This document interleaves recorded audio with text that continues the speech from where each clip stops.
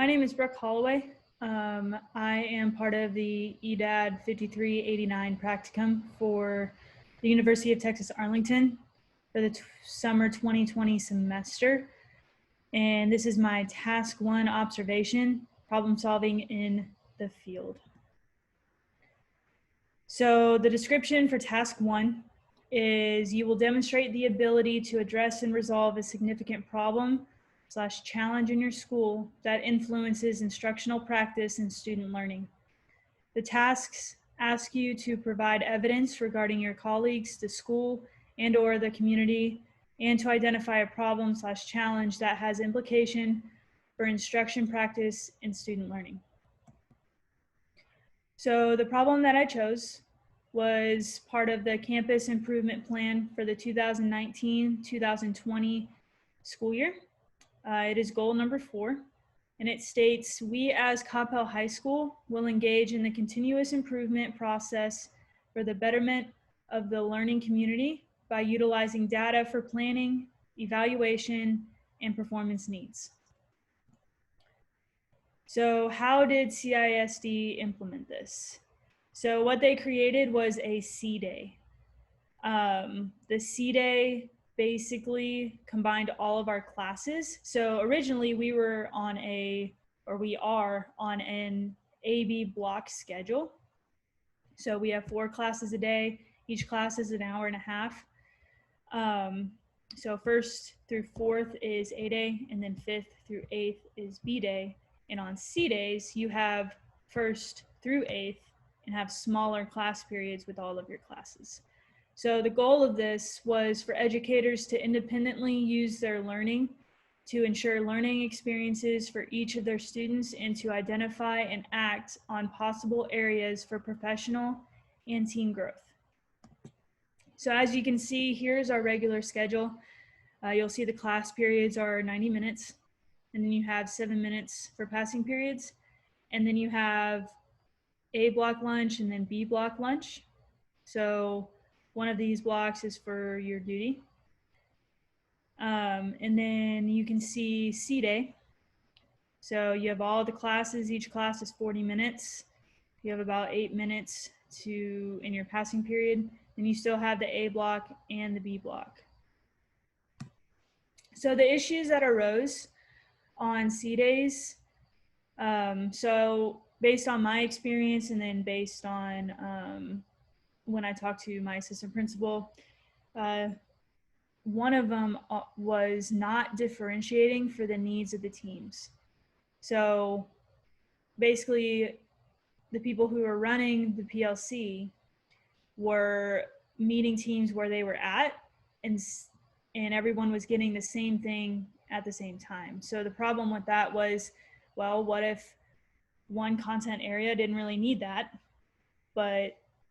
and obviously I'm sure some did, but how are we helping everyone else if we're all on different levels, but we're giving them the same thing?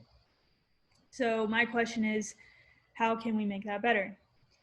So the second one is there wasn't always tangible things that the teams would walk away with. It was more of a sit, collect the information and go, instead of really digging into their curriculum and figuring out how PLC structures are relevant in their content area. And then another one that I noticed was not everyone from the content area was there for the PLC meetings at the same time. So specifically, I was a PE teacher last year, and half of us would be there on A block lunch, and then half of us would be there on B block lunch. And so we were never fully together. So I feel like a lot of the PLC structure is to have the whole content area there, and that did not happen. So my question for that is, how can we fix those logistics? And then the last thing was, there wasn't enough individual support for teams. So they never catered specifically to the content, but it was relevant to academics. And one more thing that they added to C days was social emotional learning. So how how they did this was teachers would have social emotional learning meetings with counselors. It was about every 3 weeks, I think once a month. And we went over like short presentations, and then we went over some terms, and then that was about it. So the problem with that was it was very short and to the point, which is not a bad thing, but a lot of the time I felt like I did not get a lot out of it. And then they actually got canceled a lot. There was a point in the year where they got canceled multiple times. I can't even tell you. So I think just being consistent with that will be better. And then another thing that they wanted to administer is that on Fridays, so we would have C days when we would have 5 days of school throughout the week. So if there was a holiday on Monday, we wouldn't have a C day. So on that C day, administrators did not want us to give out tests because the reason behind that was if you give out a test on Friday, the students are stressed out before the weekend. And so they wanted the tests to be earlier in the week so that on Friday it could be more of, team building, teacher-student relationship stuff, and group activities and everything like that. So the issues that arose, there was inconsistency, that there was not sufficient training on how to implement and teach SEL effectively. So our school did a great job at telling us how important it was, but when it came to training and how we were supposed to implement it into our classes, I felt like that did lack a little bit. And then again, the SEL training with counselors canceled a lot of times. And then the tasks with SEL, it felt like it became more of a checkbox instead of something that could be meaningful for kids. So what is a possible solution? So before going into some solutions, I did a little bit of research. So let's look into that just a little bit. So what is professional learning communities? It is a group of educators that meets regularly, shares expertise, and works collaboratively to improve teaching skills and the academic performance of students. So why are they important? Well, according to the International Society for Technology and Education, there are 4 benefits. One is PLCs allow educators opportunities to directly improve teaching and learning. So teachers will be able to share ideas, share research, reflect on instructional practices and student progress. Number 2, PLCs build stronger relationships between team members. So spending that time together, learning each other's strengths, working together to conquer a goal or problem solve, you're building the teamwork skills, and then you're more likely to be successful being able to work with the people in your content area. Third, PLCs help teachers stay on top of new research and emerging technology tools for the classroom. So when they collaborate with the district and beyond, it's essential to learn the most up-to-date tools in teaching and education. And then last, PLCs help teachers reflect on ideas. So learning from other teammates in your PLC enhances your teaching to adjust your practices. So PLC is a very important tool to help educators be the best educators they can be, but how can we implement PLCs effectively? So we will dive deeper into that, but I want to talk about social emotional learning real quick. So what is social emotional learning? So according to Castle, social emotional learning can be defined as the process through which children and adults acquire and effectively apply the knowledge, attitudes, and skills necessary to understand and manage emotions, set and achieve positive goals, feel and show empathy for others, establish and maintain positive relationships, and make responsible decisions. So why is it important? Well, I feel like high schools are so focused on the academic part, so test results, star results, everything like that, that it puts a lot of pressure on the kids. And I'm sure they're already getting it from parents. I know in our district, kids receive so much pressure on how they do with grades. And yes, academics play a huge role in the future, but those life skills are what will help those kids be successful in the future. So, according to the article, Social and Emotional Learning as a Public Health Approach to Education, there are 3 reasons that SEL can support a public health approach to education. Number 1, schools are ideal sites for interventions with children. So educators have the most opportunity to make an impact on these students, sometimes even more than their parents. They're with us 8 hours a day, even longer if you're a teacher and a coach.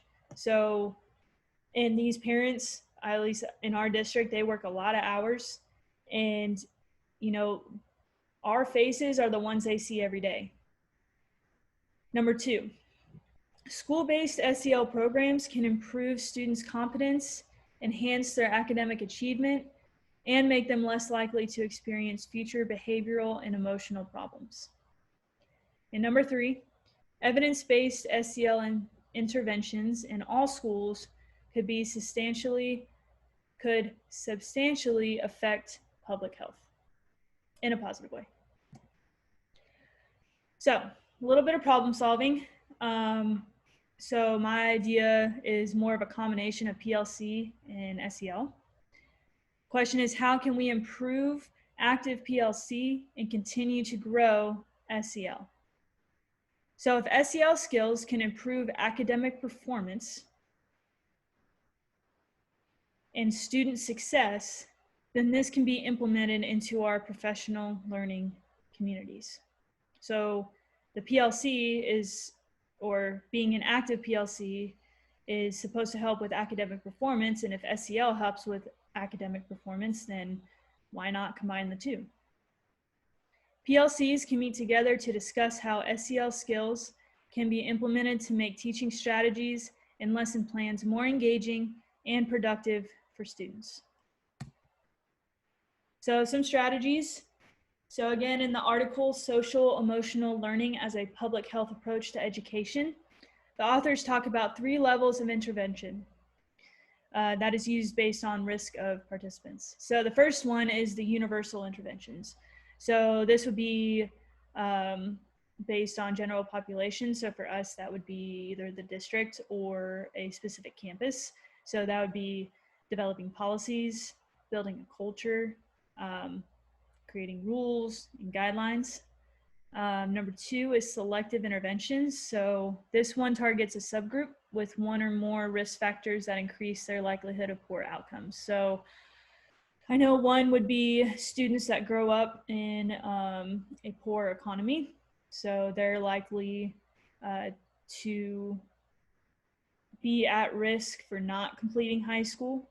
And then number 3 is indicated interventions. So this is individuals who are already experiencing early signs of problem behaviors, but don't yet meet diagnostic criteria for having a disorder.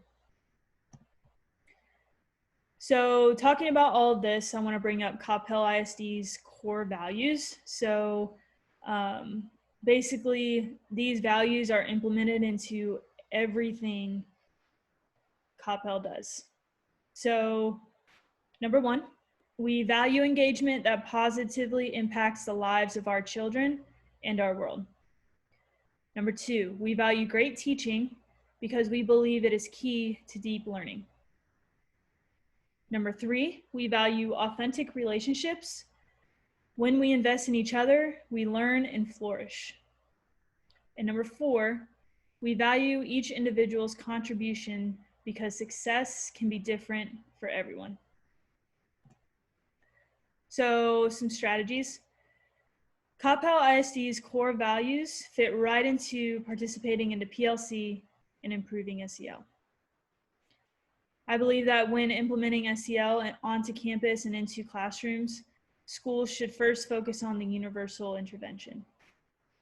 Why? Because they focus more on policies and building a culture, supporting pedagogy and quality of instruction, and it focuses on teaching specific SEL skills to the students.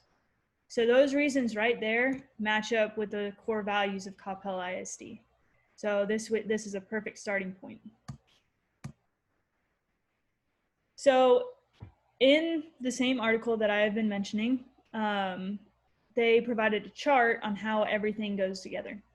So you can see that on the right side, you have the short-term student outcomes and the long-term outcomes. And then in the middle, you have the 5 areas of SEL skills, and then it branches out, and then you have the district-wide SEL. So how this works is it starts with the district, with the administrators. So we have to support SEL and commit to it and help create it and build a culture. And then we need to be able to provide resources and needs to make those happen. And then once we do that, we can establish classroom, school-wide, and community SEL programming. And then we should be able to establish how to measure continuous improvement. So as you can see, it branches over. So if you look into the middle, you know, one thing that the article talked about was being collaborative with families and communities and schools. And so that is the foundation of how this is going to work. So you can see that they're the outer part of the circle. So if we can build that collaboration and come up with ideas that everyone agrees upon, then we can implement it into schools. So creating the school climate and culture, policies and practices, which can then be put into the classrooms and into instruction based around these 5 groups: self-awareness, self-management, social awareness, relationship skills, and responsible decision-making. So once we do that, the short-term outcomes that should happen is that students should be able to have positive social and emotional skills, positive attitudes towards self and others and tasks, positive social behaviors and relationships, fewer conduct problems, reduced emotional distress, and they should perform better with academics. And the goal is to take these short-term outcomes and hopefully make them into long-term, to where they graduate high school, they go to college and they're ready. They build healthy relationships.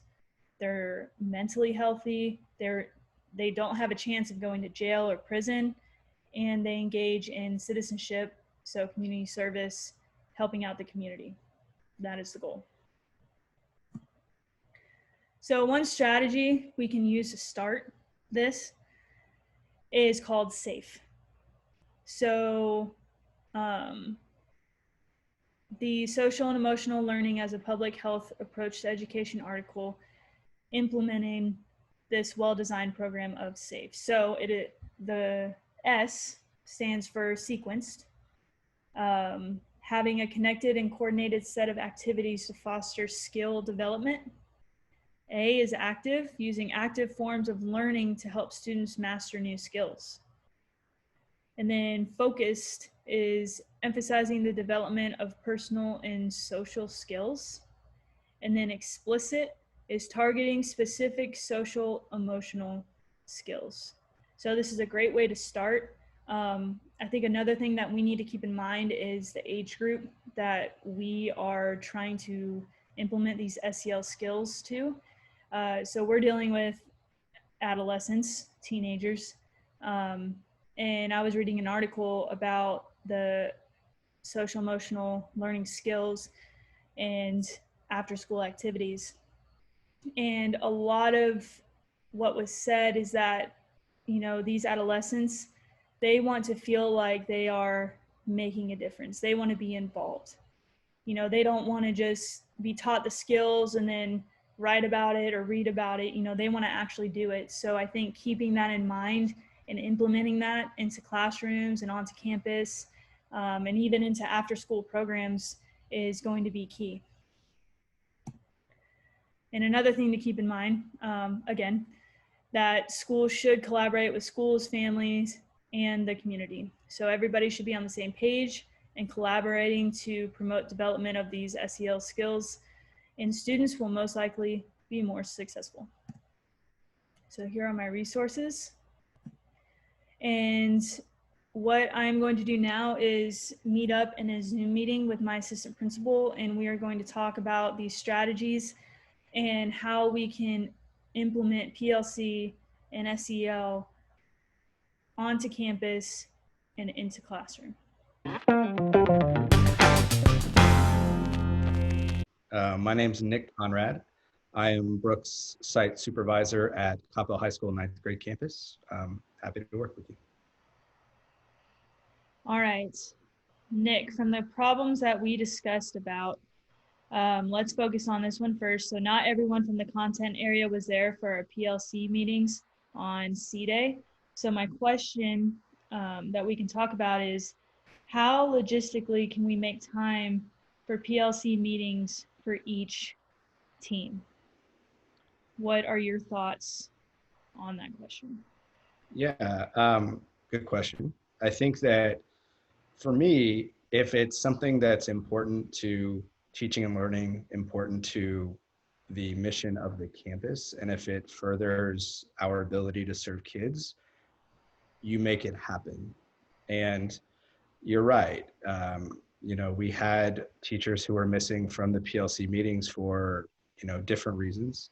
And one of those was the way that our block lunch was scheduled and teacher responsibilities for having an assigned duty. And also one of those things with, and I'm going to use your content area, Brooke, with PE. They're all coaches, and coaches are out. Coaches have, unfortunately, due to the circumstances of their schedules, we weren't able to give them a dedicated team time. Now, y'all are great with meeting during lunches, which is, certainly not ideal for teams, because your content area is just as much as important, in terms of the professional learning community as everyone else. Just because you do different things than, say, English or biology doesn't mean that you're not part of our professional learning community. And so you're right, it was a problem. And if becoming a true professional learning community and continuing to improve every single year is important, then we need to look at the structures that are put in place to enable that to happen and remove those barriers. And so I think that problem solving those things on the front end would have helped us achieve our teachers being able to be a part of those PLC meetings. So from that, now would adjusting the master plan, so how everything is set up. Yeah. In terms of the master schedule development is a whole other animal, but a lot of, there's a lot that goes into it. And one of the things that, we hold, dearly is our ability to provide a dedicated team time to teams, whether that's a content, whatever content area it may be, special education, there's dedicated team times. And what we run into every single year is, or at least the years that I've been a part of master schedule building, is that there are very specific restrictions on athletics in terms of, y'all only teach, last year you taught two classes, 2 periods, and then you had, coaching on the end, you had travel time conference on A and B days. And so, that really limited to, what we were available to, schedule you, for a dedicated team time. This year you're expected to teach 3 courses. And so even with that, an extra period, it's still very difficult to give all of you the same team time. And it's tough because that was one of the things that I really advocated for, was to get all of you, to be able to give you that time together as a team to work on the same things that all of our other content areas are expected to do in terms of a professional learning community. And so, depending on the sport and depending on the season you were in, obviously in the fall, you guys are slammed with football and volleyball and all of that. And then in the spring, obviously with, all of our spring sports, there's just a lot going on.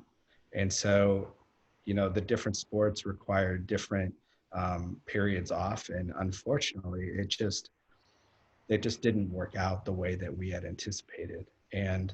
But we come back to the logistics of that. Now, is improving ourselves as a professional learning community important to our campus? Without question, that it's important as an entire district, and it's one of our focuses.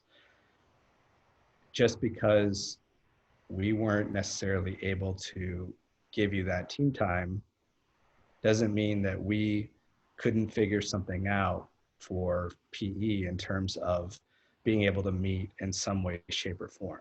Now, even if that was meeting you during your lunch, which wouldn't be ideal, but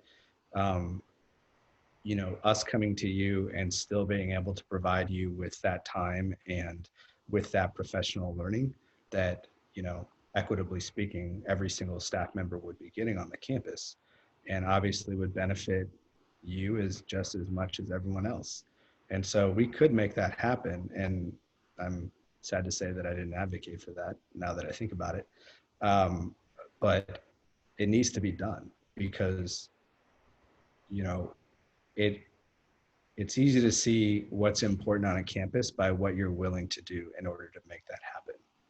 And so if it's important, you make it work. And unfortunately, we missed the mark on that with what C-Day was meant to be. So outside of PE and athletics, how was PLC with the other subjects and the other educators on campus? Yeah, I think some of it, there's kind of a lot of factors, I think.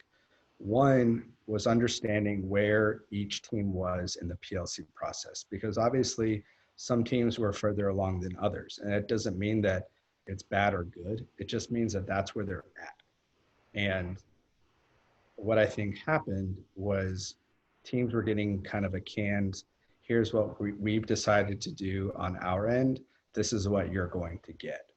And I'm really implicating myself here. And so I think moving forward, we need to be much more mindful about understanding where the teams are at and developing professional learning in terms of improving ourselves as a PLC that's more catered to your individual needs. And if that means on our end, we have to develop 6 different things, and that's what we do. And, so I think there's that. There's, obviously what you mentioned with some teachers having, administrative duties. I think that we also had issues with our singletons, meaning, our teachers that, that kind of stand on an island, so to speak, in the content, like our French teacher. She's the only French teacher. Our sign language teacher. She's the only sign language teacher.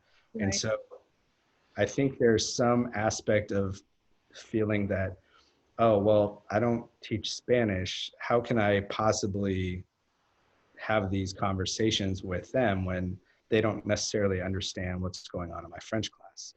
And I would counter that with, you're still answering the same 4 questions of a professional learning community as Spanish is. You're still creating, assessment or common formative assessments. You're still looking at data. You're still identifying high priority learning standards. You're still, providing intervention and extensions. You can have those conversations. It's about setting the expectations as a team and saying, when we discuss data, well, we're not just discussing Spanish data. We're discussing, ASL data, we're discussing French data. And so I don't really buy the excuse of saying, oh, well, I can't really be a part of this PLC because A, B, or C. It's just a matter of making that commitment and making the adjustments in order to make that work. Let's see here. So, um, we all have a lot of individual needs, and so it's hard as administrators to kind of find a way to fit all of those needs into one platform. So, kind of looking outside of the box, what are your thoughts on making PLC or having professional development outside of school? So, they do the work, they get a reward, whether that be flex hours or something like that, or maybe, how Cody loves to give teachers jeans days. So maybe that's an incentive so teachers can wear jeans, just little things like that, instead of focusing on trying to make time throughout the day when we don't have a lot of time to make. Yeah. Well, and I like the idea of flexibility because, not everyone likes to work during that time and during the day. They may rather work as a team for, the 40 minutes after the school ends because they may feel like they're more effective that way. And I think giving, just like giving students voice and choice in things goes a long way with adults as well. And, thinking, a lot of the things we do with our kids, if we did them with us, they would work. Um, you mentioned the expectations or administrators are on my end being difficult to you know meet the needs of 6 different teams in different places. We ask teachers to do that every day, and so I'm not willing to ask teachers to do something that I'm not willing to do.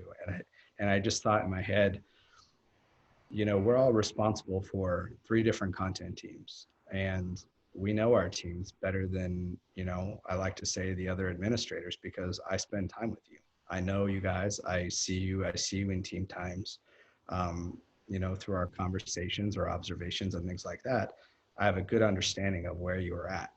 And so maybe if it was more admin led PLC for the teams that you evaluate, I think in a way it could be more meaningful. That obviously the other administrators are part of that, but they're more in a support capacity in terms of,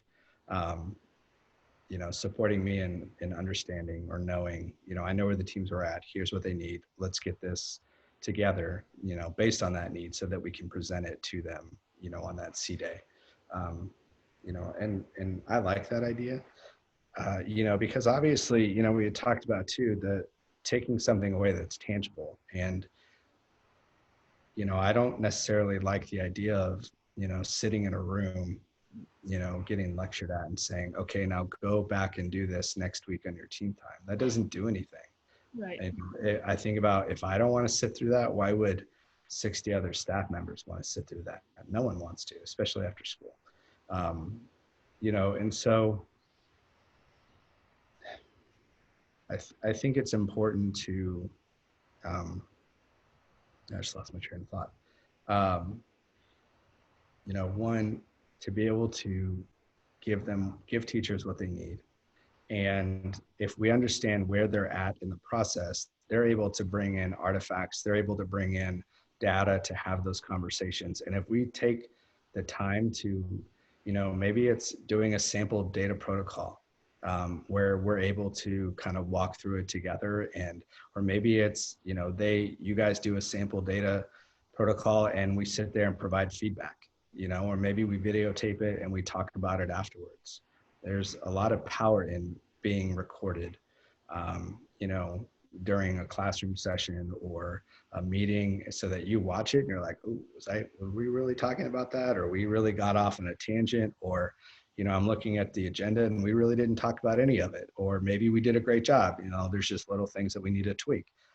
And so, if we can be intentional about providing opportunities for teachers to take back things that will help them directly improve their teaching and learning, I think that's a great, great idea. Okay. So you said you are a fan of C days, or what it was meant to be for. Yeah, and here's the thing, I understand where the idea or the concept of a C day comes from. I do, and I what I wish or what I would have liked to have seen if I was part of the decision making process is that C day was initiated in lack of a better word, probably 3 weeks before school started.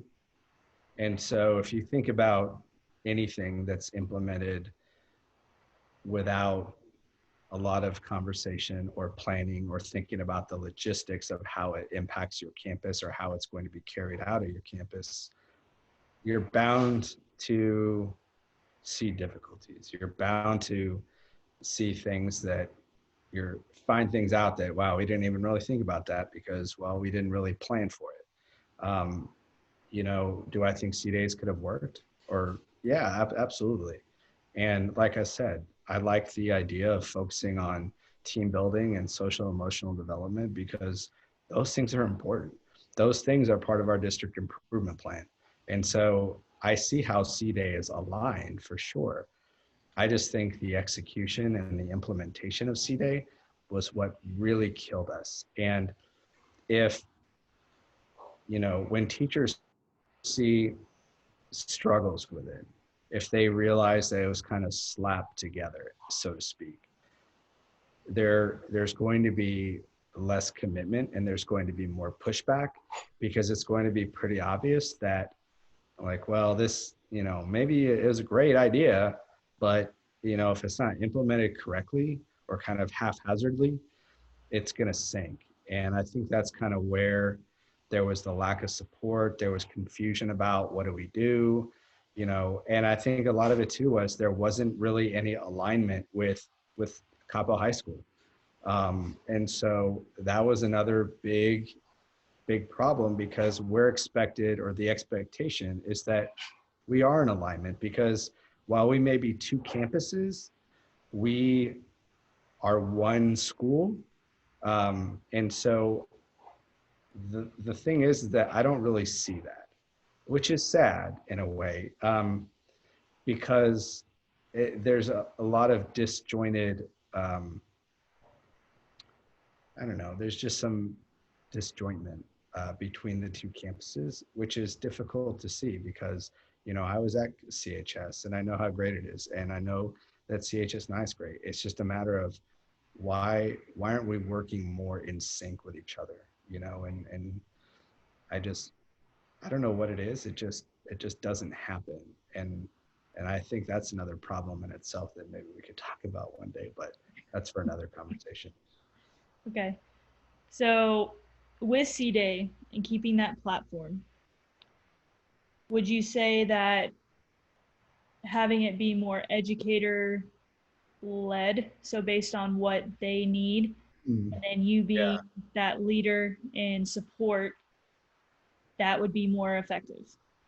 Yeah, that's a great question because we struggled with similar things with our instructional leadership team, and that consisted of our team leads and the administrators. And for, I would say, a majority of the year, our instructional leadership team meetings were, yeah, I won't say who, but it was one of our administrators just lecturing, and just saying, "Here's what we're doing," and I would dare to say that it wasn't extremely valuable because it was a lot of just sitting there and just listening. Towards the end of the year, before all the craziest with COVID, um, we we had an instructional leadership team meeting where we asked people to bring to share an article on anything that they felt was, you know, trending in education, things that made you think, things that were relevant to today, to the issues that we're facing as a campus, as a district, as a community. And it was it was probably one of the best conversations that we had ever had. And there was a lot of compliments, there was a lot of good feedback. And I feel like we all walked away from it with, that was just a very good conversation. And that's what leadership development's about. You know, it's about those conversations about leadership. It's about looking through different perspectives on issues. It's about, you know, taking, you know, listening and listening to learn. And I can't tell you how much, you know, I learned just from being around them during that one day, because it provides us with so much information and it creates an opportunity for us to reflect on it and really helps us shape our learning based on what everyone else is thinking. And so, you know, I would love more of those meetings because they are very valuable. And I think it gave voice to the instructional leadership team teachers. And you know, I think it was a great concept. It sounds like it was. It Uh, was, for sure. so building off that Hmm. and leading into the next problem. So there wasn't always tangible things that teams would walk away with, minus, the article and that one. Uh, so if it was going to be an educator led and the teams didn't necessarily have something to talk about or present, what I'm thinking is, C days were also meant for social emotional learning for the students. Yeah. So, with that in mind, maybe establishing a focus for SEL, and then if the teams come in and they're not really sure like what to discuss, they can focus on what the focus is for SEL and how they can implement that into their instruction. So, given the Yeah. next school year, well, first, what are your thoughts on that? Yes. No. I like the idea of being able to build in SEL development in a much more meaningful and organic way. You know, and watching the first part of your video was, it seemed, in a way, it seemed canned, and it seemed like a checkbox that teachers checked off and said, okay, well, you know, 30 minutes, we're just gonna do this. You know, we did it, and you're gonna go back to lunch or whatever it may be. And you know, we can make it so much more, and we can make it so much more meaningful. And I think that that's something we've addressed for this year, where we're going to create more opportunities for student discussion, where we give more prompts, um, and those prompts are pretty relevant to today.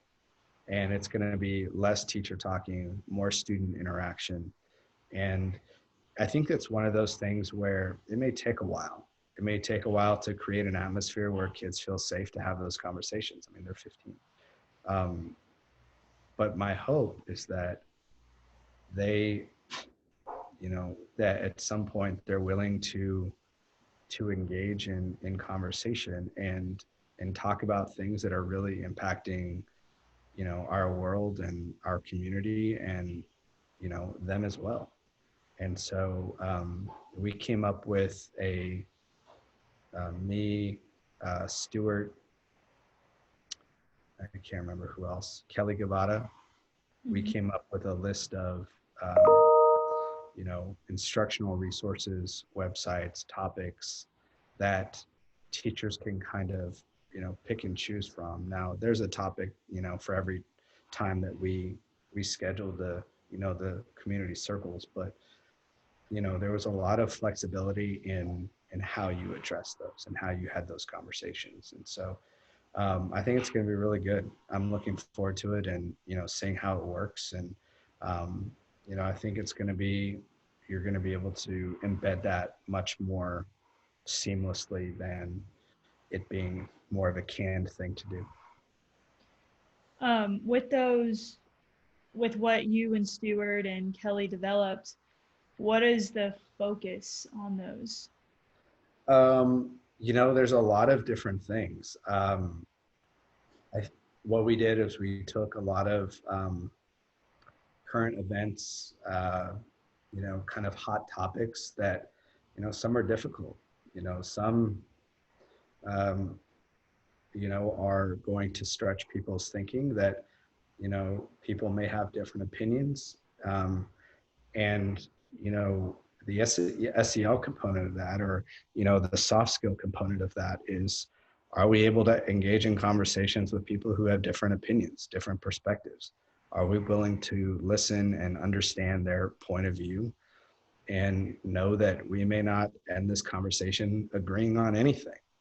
But what I was willing to do is have a conversation with you in a civil manner and understand where you're coming from. And so I can't honestly, I could pull that up maybe. Let me see. Can you see me still? Yeah, I can see. We can keep talking, but let me see if I can find it real quick. I think that direction is really good considering what's going on in the world today, just with how many difficult conversations people are having and how many people are not accepting it very well. Yeah. I agree. And, you know, because I don't think we know how to have those conversations, or we see people, reacting in ways, with violence or with, putting other people down, or, whatever it may be. And, we can't expect 14 and 15-year-olds to be able to have these conversations or learn to have these conversations without coaching them, without teaching them how to have these conversations. We can't assume that they know how to do this, because, while there may be some who do, and I'm not going to give a blanket statement where, oh, well, they don't know what they're doing. I think there's a lot of kids who would, would love or feel way more comfortable if they're able to watch and learn and not feel pressured to participate until they feel ready. Because Yeah. if you force some of these kids to have these conversations because, well, you're going to participate when I call on you, and that's just the end of it, well, you've lost them. You're never going to get them back because you've already lost their trust. And um, that's going to be really difficult to gain back in this situation. And, expect them to have these conversations or participate when you've already pretty much ruined that relationship with them. Right. Let's see. Why am I still looking for this? I have so many folders. Um, but let's keep talking and I'll keep looking, and I'm going to find it. I promise. It's just Um, what folder it's in. so I actually have a video that I'm probably going to share with my class this year since I'm teaching the Principles of Education class. And Yeah, that's going to be a really cool class to teach, by yeah, the way. I'm super excited. Oh, But it's about how you talk matters. I forgot who the lady is. I can look it up, but she basically says like when we have those difficult conversations, even though like they're words coming out of people's mouth, our brain perceives it as like a threat. And so either our fight or our flight instincts come out. sure. And Yeah. so she talks about a couple strategies to use to prevent that outburst or prevent that unwanted behavior. And so this whole conversation made me think of that, but it's so important to understand how you react to certain things Yeah. because those emotions should not happen towards someone else. You Yeah. know? Absolutely. Absolutely. Let's see. I can't believe I don't have this. Dang it. All right. Well, that's a moot point. It's okay. Yeah. No, you're absolutely right. I agree. Um, okay, so let's go ahead since we talked about those two problems. Oops, wrong button. How do I move? Why is this not moving? Hang on. All right. I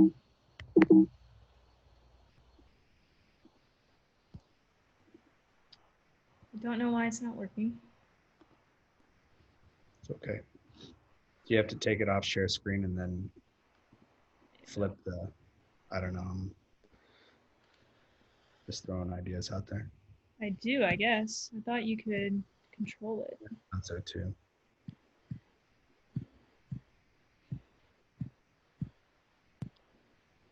Okay.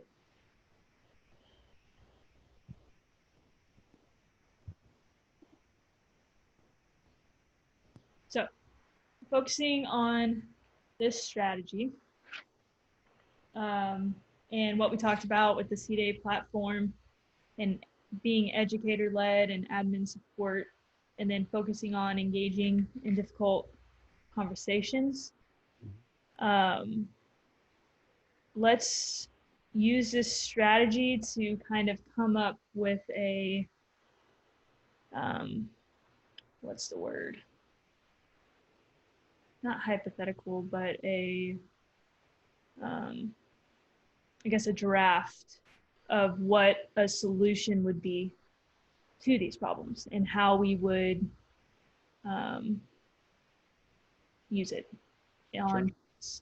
Okay, so for the first one, sequenced, having a connected and coordinated set of activities to foster skill development.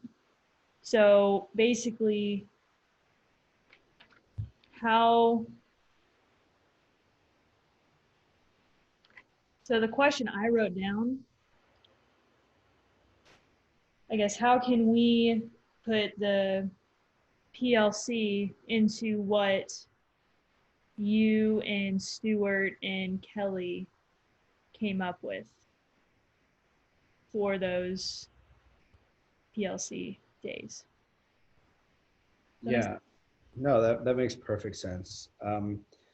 Thinking about, the community circles, let's just use that for an example. Okay. Thinking about what are the skills involved and able to, in order to be able to have those conversations. And the first thing I think of is relationships. Do you have the relationships with your kids that will enable them to trust you, that you're going to guide them through that conversation in a way that makes them feel safe?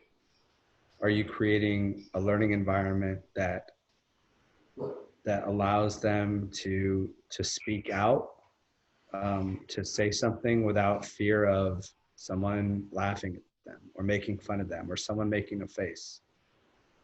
It's, you have to provide an atmosphere where kids are going to feel safe to do this, because it's already going to be uncomfortable no matter what, because I would say typically kids probably don't engage in these conversations that we've, or on these topics that we've asked them to discuss.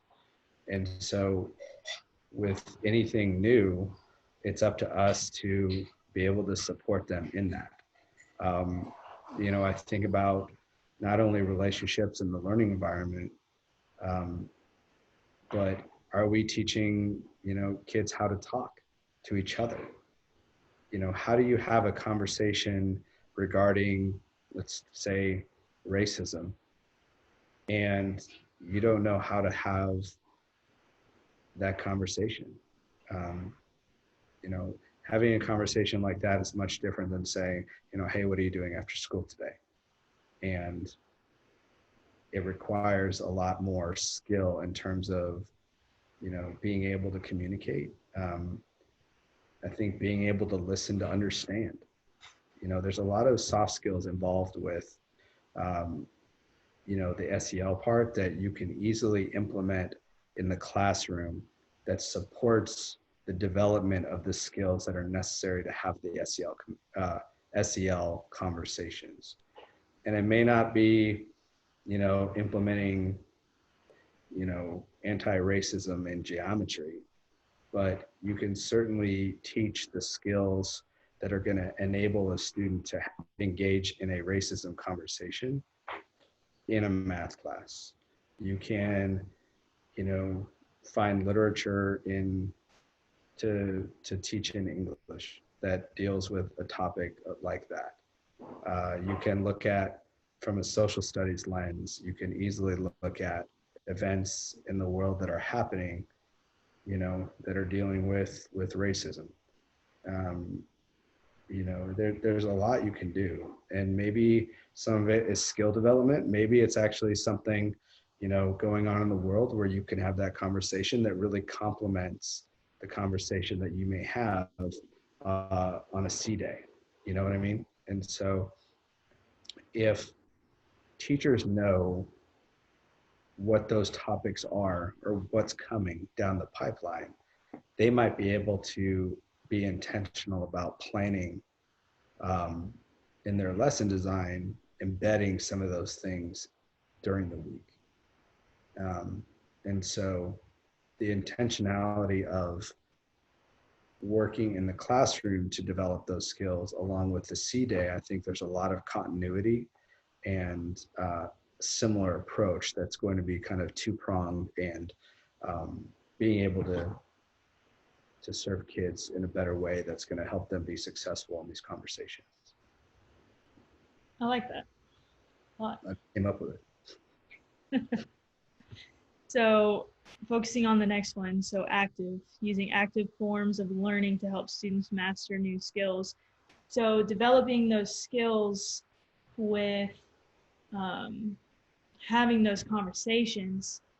So what kind of forms of learning are we looking at? So just having those conversations.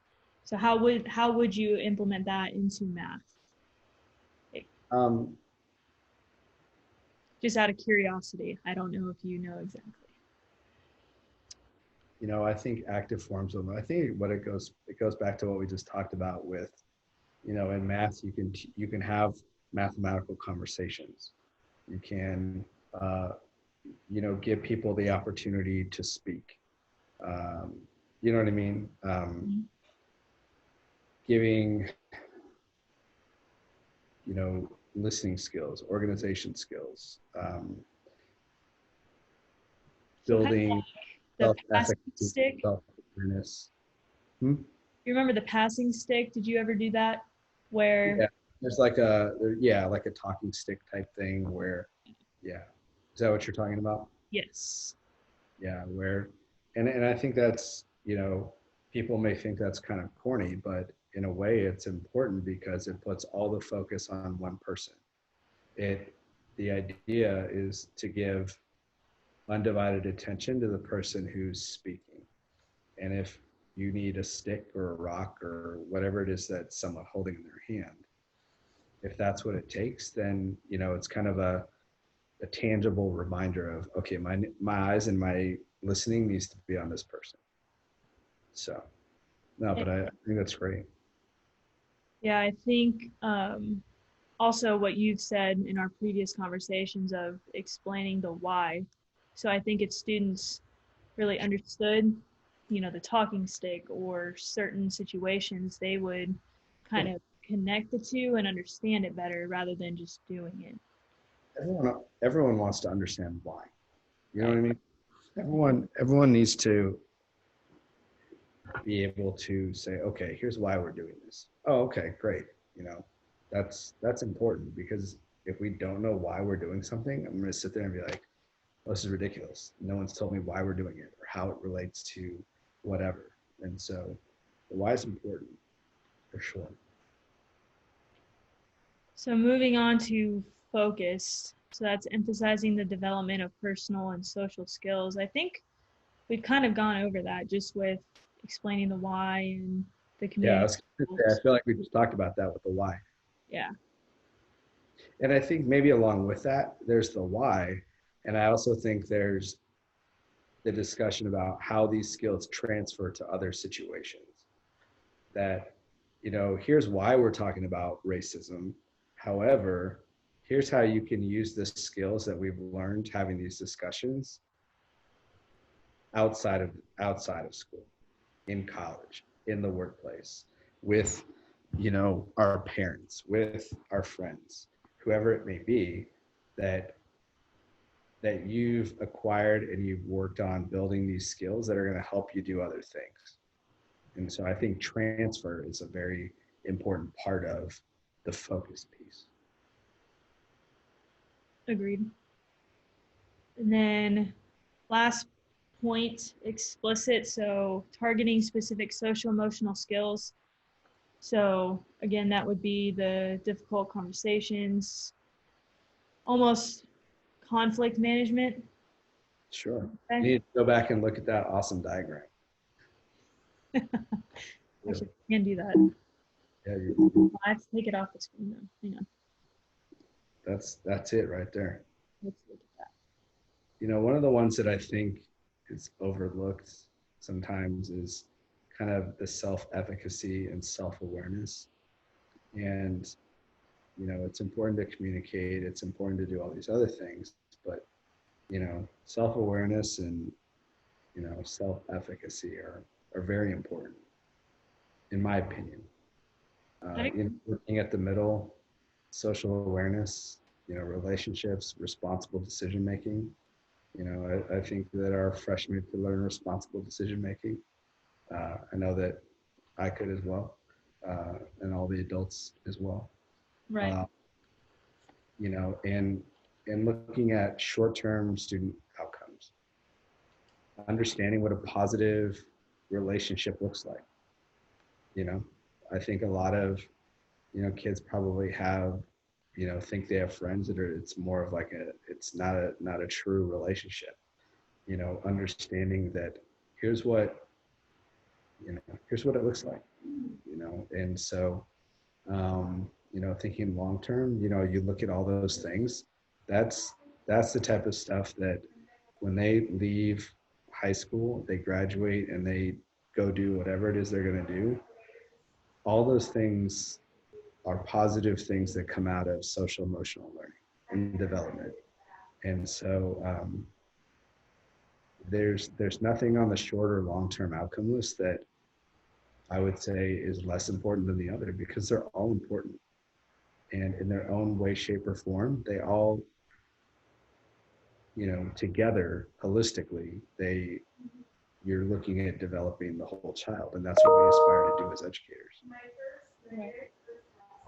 So given this solution and given our situation, since we are going to be on an online platform until September 8th or 7th, so how can we ensure that we are doing PLC meetings about this stuff with our content area?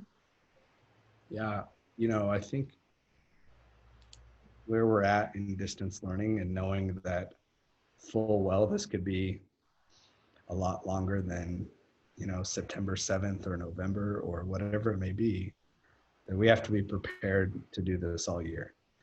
And I think now more than ever, our team time meetings are going to be much more important. Not that they weren't important before, don't get me wrong. Right.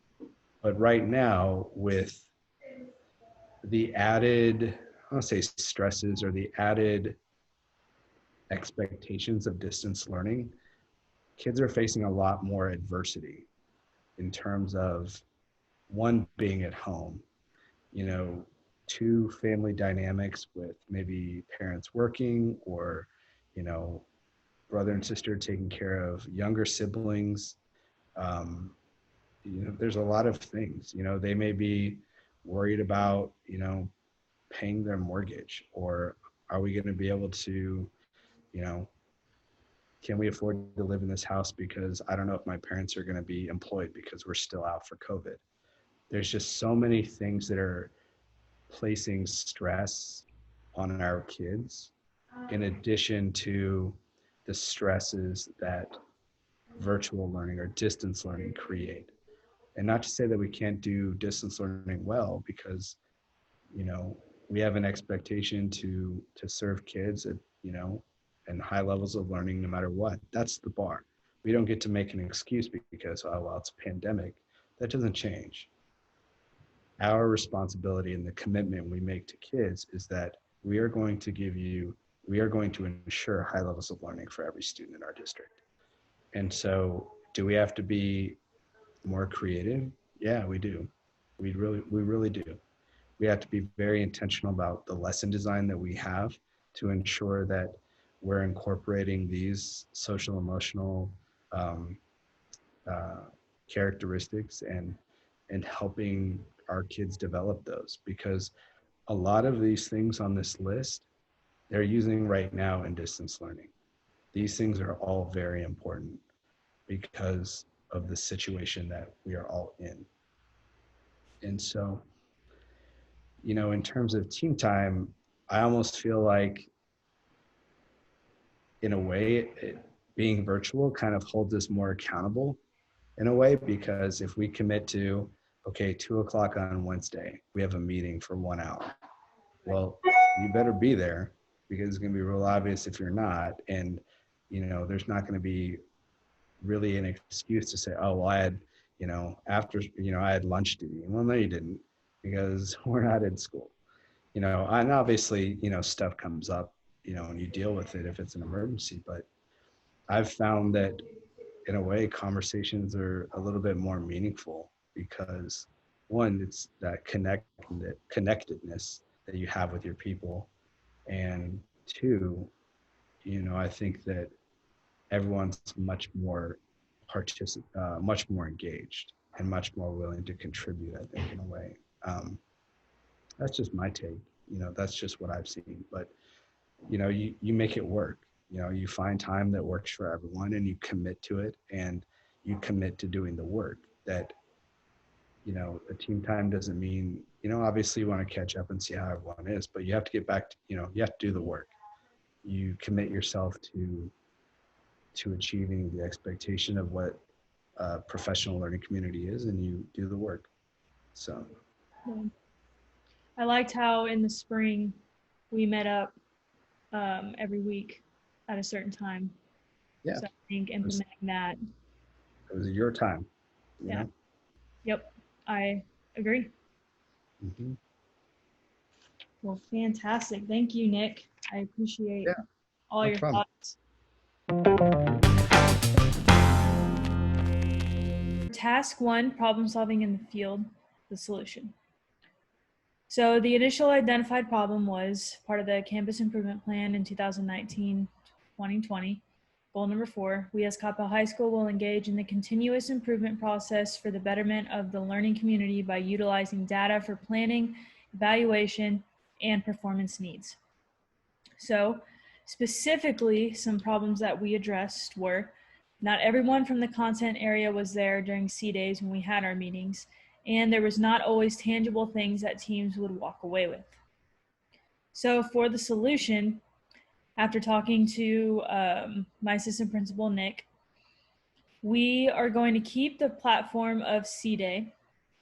And then the changes that we're going to make are that it will be educator led, and it will be based on the needs of each content area. So the educators will choose what they want to work on, and then the administrator for that content area will be there to support and to provide leadership. So with online digital learning, they will be able to do Zoom meetings and establish a time that everyone can meet. So that kind of makes the process easier logistically. Now, when we get back to school, just for this year, it's going to be difficult just because of COVID. So we did not necessarily establish a solution for that. But we do know that the SEL focus will be on current events and then engage in conversations with people that are different than us. So basically having those challenging conversations and how to navigate through those challenges that come up while talking to people that share different views from us. So using the strategy of SAFE, we have developed a plan. So for strategy, we are going to use community circles using skills. involved with having difficult conversations. So in the classroom, that is a skill that we can use. And then the key focus points for using that is that we need to make sure that we have a positive relationships with our students, because if we don't have a positive relationship, they're not going to feel like they can really voice their opinion and really speak out. We also need to build a positive learning environment. So we need to make sure that when these kids do share their opinion, um, other students are not going to come back with a negative reaction. So, like making fun of them or anything like that. And we need to make sure that we are allowing students to engage in conversation with one another. And then another important aspect is teachers need to know the content and how to lead these conversations. If they don't know how to lead a difficult conversations that students are going to be having, um, then it can get out of control really quickly. So our action and our focus, so building an environment where students allow others to speak. Students are engaging in active listening while those other students are talking. And we need to make sure that we give the why. If we don't give the why, then the students are not going to understand why we're doing it, why it's important. And then we also need to relate it to situations outside of the classroom. So they need to understand that what they're learning in class is going to affect what happens in college, what happens in life when they run into these things. So explicitly, we are focusing on difficult conversations, problem solving, self awareness, and self ethics, really. But that is our solution to our problem. Thank you.